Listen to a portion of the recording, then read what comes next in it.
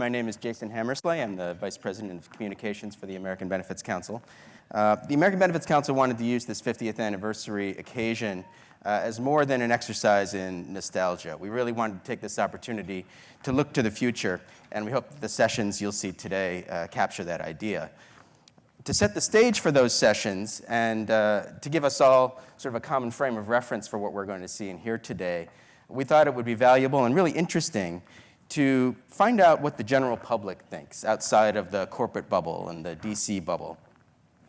So we commissioned, if I could get the PowerPoint up, please. We commissioned Public Opinion Strategies, a widely respected national polling firm, to conduct a nationwide survey of American adults earlier this month.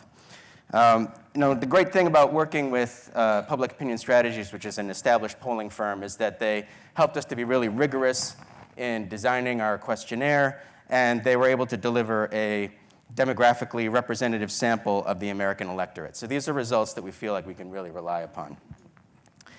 And then just for comparison's sake, we also fielded a similar survey and sent it to our membership list of more than 7,200 employee benefits professionals, and we received about 283 responses. And we asked those folks to respond on behalf of themselves, not on behalf of their organizations, because we wanted to find out how the attitudes of the general public match up with the views of the people who live and breathe this stuff every day. Now, most of these questions focused on the future of employee benefits, and our first question focused on what I guess you could consider the very near future, so, a couple hours probably, tax reform. Tax reform is having its moment right now, and we wanted to find out which consumer-level benefit from a list of 5 is the most important to be maintained over the next 10 years. We also allowed individuals, if they so chose, to choose a second and third choice. As most people here know, employer-sponsored health and retirement plans are built on a foundation of tax incentives that encourage employers to sponsor plans and encourage people to participate in those plans so that we can relieve pressure on public programs like Social Security, Medicare, and Medicaid. And you'll hear a little bit more about that when we talk about our other research project later in the event. So we were reassured when we saw the results of that. The tax deferral on retirement contributions ranked number 1, very closely followed by the tax exclusion for employer-sponsored health coverage. And that means that over half of those surveyed, so 26 plus 27%, said that the most important tax benefit is an employee benefit.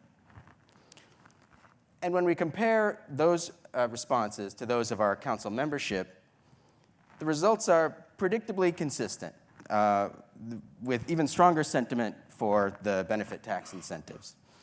And these results, I think, bring into strong relief or strongly support lawmakers' decision in this current tax bill not to make employee contributions to 401k plans post-tax and to avoid putting a cap on the exclusion.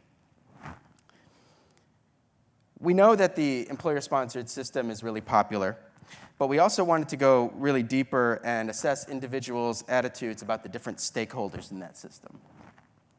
3 years ago, the Council issued a 2020 vision, Flexibility and the Future of Employee Benefits, which was our long-term strategic plan.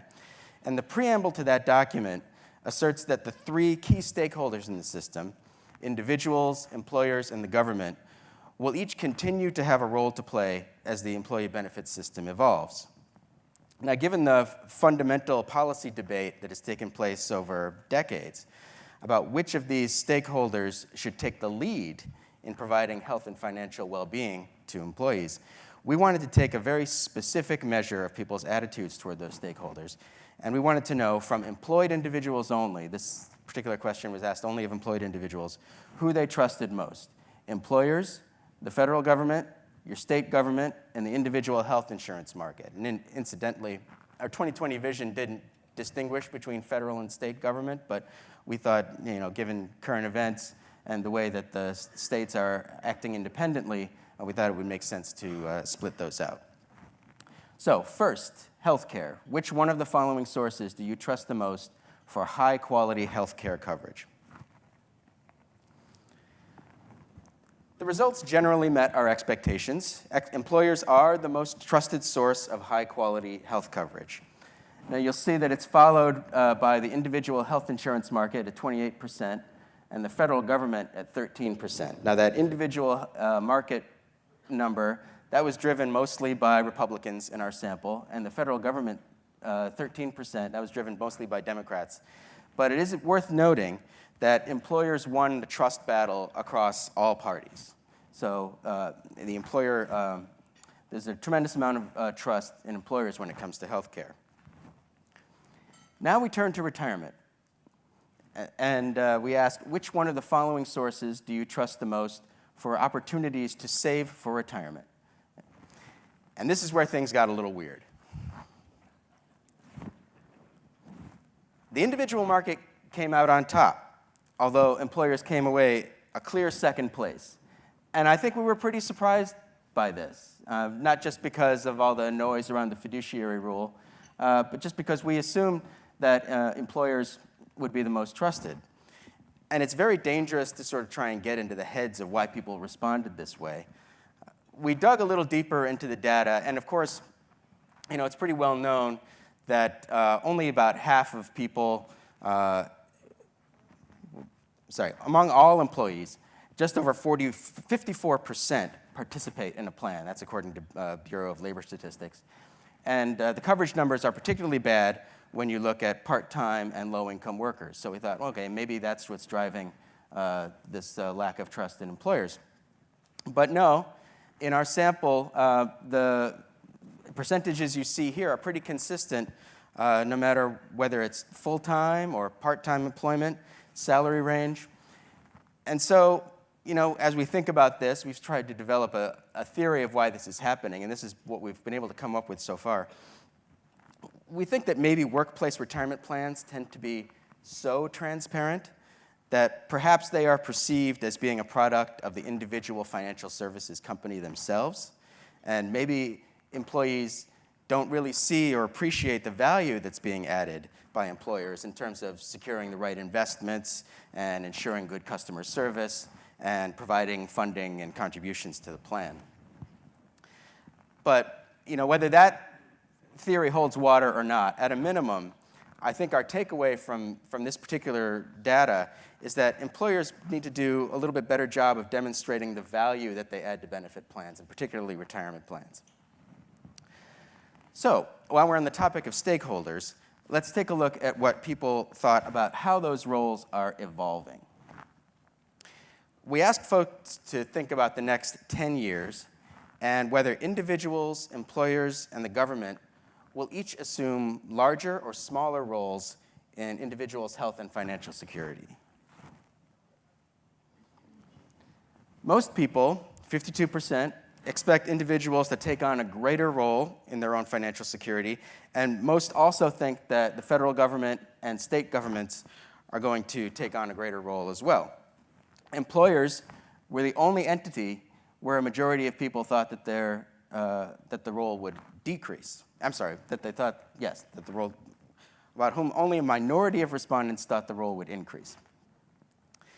Looking at the results that we got from our council members is like turbocharging these results. Boom. A whopping 79% think that individuals are going to play a much larger role in the future. I'm sorry, just a larger role. This isn't a measure of how much of a role they'll play, but the differential here is really indicative of very strong sentiment. And there are other things to unpack as well here when you compare it to the general public. The general public is much more sanguine about the federal and state governments increasing their role, and the council member community agrees to an even larger degree that employers' role will shrink. You can see the 19% here. Again, we don't know what they were thinking, but we at the council hear every day about the challenges of plan sponsorship. High healthcare costs, troublesome state and federal regulations, threats of liability, and so on. So I think there's plenty of theorizing that can go into this slide. In our employer panel that will take place later this morning, we'll hear about how companies are assessing the changes in this compact between employers and employees and the different changing responsibilities. And if these predictions are true, employers may find their role evolving into more of a facilitator and an educator than an out-and-out sponsor of retirement and health plans. And to that end, on a philosophical and practical level, employers spend a lot of time thinking about benefits versus cash. I mean, this is the existential question of the benefits professional. Is the value that they're providing through plan sponsorship worth the trouble? We asked people to once again look ahead 10 years and think about what they would want in a compensation package. More take-home pay or more generous, higher quality benefits? The result was pretty gratifying for us. By a nearly 2-to-1 margin, people prefer the nicer benefits package to the larger paycheck. And there is surprisingly little difference by age, education, and income among employed Americans. The most significant difference is one of gender. This 60% includes 69% women to 51% men. We know that statistically, women tend to have higher healthcare needs, longer lifespans, and they tend not to make as much as men. So that could be a calculation that goes into this answer. Now, when we asked council members the same question, they generally fell in line. Now, these numbers might be a little bit softer because in the way we asked the question of our council members, we gave them a not sure option. So I'll attribute some of that to this. But I mean, generally, it's pretty consistent. But the public result is nevertheless apparently surprising to our council members, because when we asked them to guess what their fellow employees would say to this question, they said this. A majority assumed that people would prefer straight cash. And we don't know why this assumption is so pervasive, but employee benefits professionals, you might be feeling unappreciated, but trust your instincts. Employer-sponsored benefits are truly valued by people. This result actually has a lot of implications for public policy in the context of individual tax reform, because this, again, underscores the importance of preserving the tax incentives for employee benefit plans. If Congress were to shift course radically and tax retirement contributions or cap the exclusion on health benefits in an effort to finance lower individual income tax rates, they would essentially be sacrificing benefits for more take-home pay, which does not line up with what people say that they want. And incidentally, on a more micro level, we've often heard proponents of the Cadillac tax, the 40% Cadillac tax on employer-sponsored health coverage, we've often heard them defend that tax by saying that if employers were to cut back on health benefits, employees would see a dollar-for-dollar increase in wages in response. And even if that's the case, no sure thing, obviously, that is not what people are saying that they want. They want their benefits. So if they want their benefits, what benefits do people want? Specifically over the next 10 years. We gave them a list, including both health and retirement benefits, as well as vacation, sick leave, life insurance, student loan reimbursement, et cetera, and asked them to pick their first choice, as well as their second and third choices if they had them. And there aren't many surprises here. Health and retirement totally dominate, as might be expected, and it's reassuring for the council to see that the twin pillars of benefits policy on which the council was founded remain preeminent.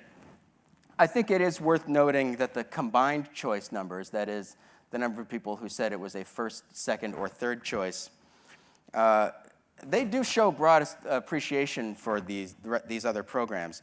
On the surface, it may seem as though financial planning and life insurance and disability coverage fared poorly, but if you look at the combined choice, those benefits each scored in the top 1/5 or so of the population, which is pretty good. And the 4 to 7% here, that looks like relatively small potatoes, but even that number believe that those benefits are more important than health and retirement coverage.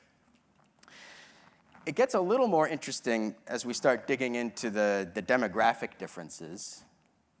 And don't strain your eyes too much. The whole point of this slide is that this slide breaks it down into the 18 to 34, 35 to 54, and age 55 and above.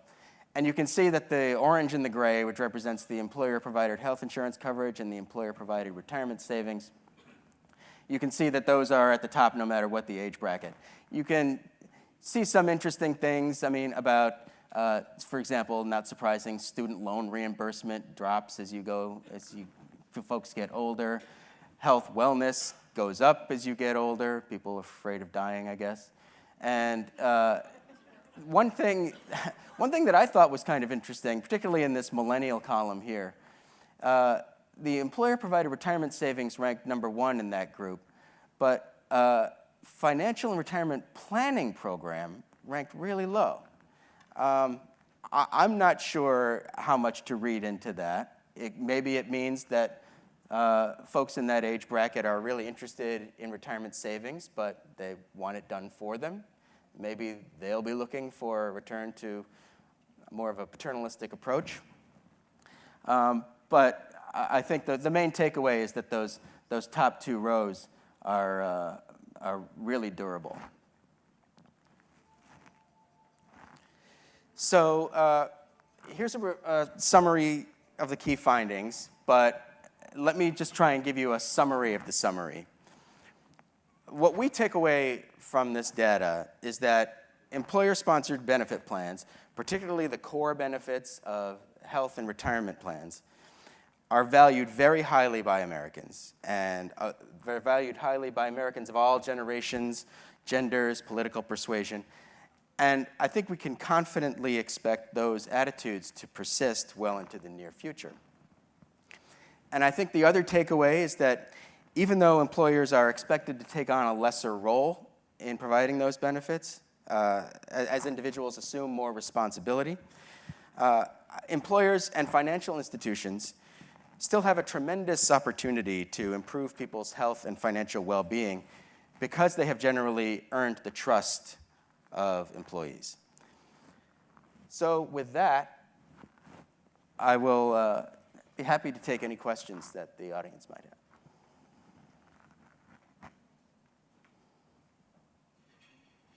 have. I have a few on the screen, but I'll let Bob Krinsky ask the first question. I'm not quite sure how you would have measured it, but suppose you had a question on somehow ensuring job security. Ensuring job security.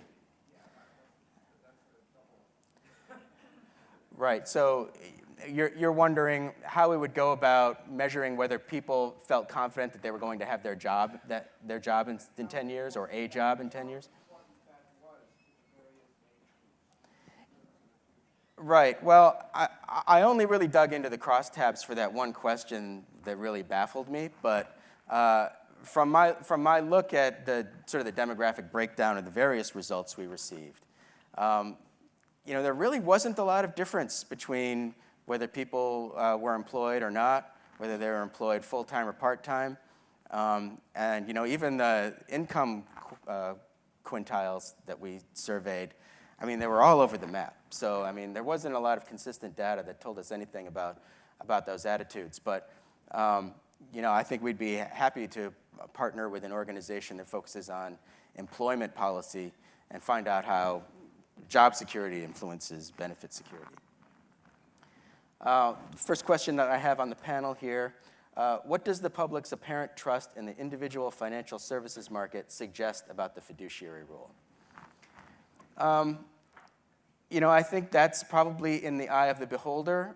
As I said, I don't really want to try to get too much into the heads of the people who are answering these questions.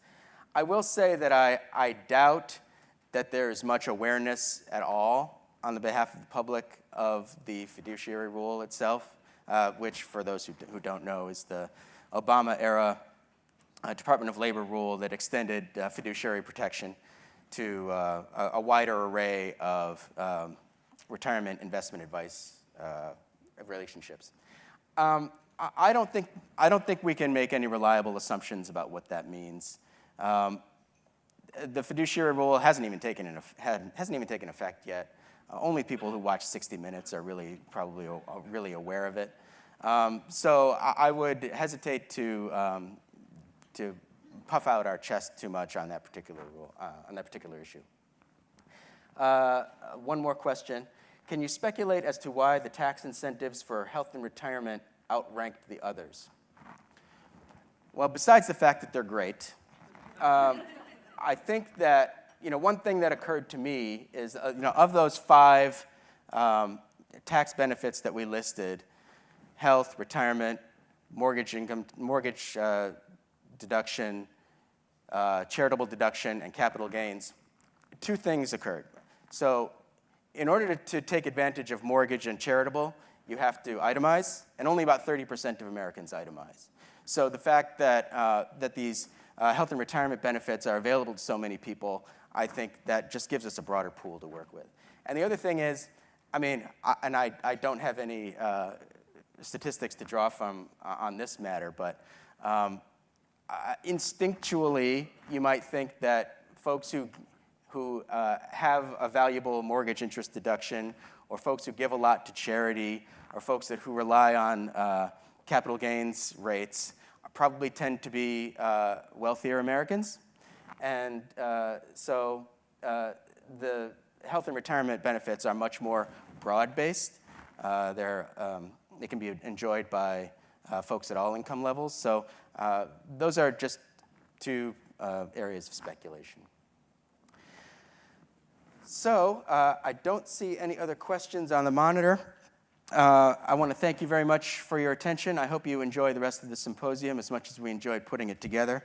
As a transition, I think I would like to introduce the first in a series of videos in our 50 Voices for Employee Benefits series.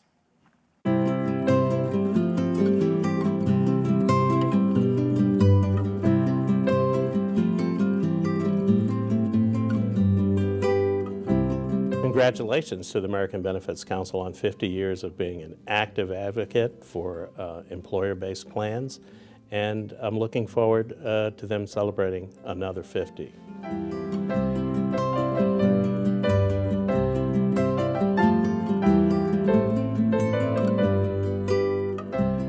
The Council's 50th anniversary is a big deal. What it reflects in part is the importance of our employee benefits through the years. And if anything, that role and that advocacy work is going to be even more important in the years to come. I think the American Benefit Council's 50th anniversary really recognizes the enduring value of having a voice for employers and providers in this important benefits industry. They've done an incredible job of helping employers best meet their employees' needs and improving the life of our employees. Employee benefits is a highly regulated and complex business these days. The American Benefits Council is the voice of employers to bring forward practical and simple solutions to help us meet the needs of our employees. Thank you, American Benefits Council. I've been involved with the council for, it's got to be a dozen years now, at least, and I've just found it to be an incredibly professional organization of outstanding individuals who are dedicated to what they do in a truly bipartisan manner, which is a word we don't hear a lot these days. We know that they value the employer-provider community. They know what we do. They know we provide about 60% of the health coverage in America. They know the valuable role we play. It's a role that's not always easily explainable or understandable by the public. And yet, they help us navigate those waters and provide a very eloquent mouthpiece for us in the public policy arena, which is, essential if we're to continue to do our job. So at 50 years, happy golden anniversary, American Benefits Council.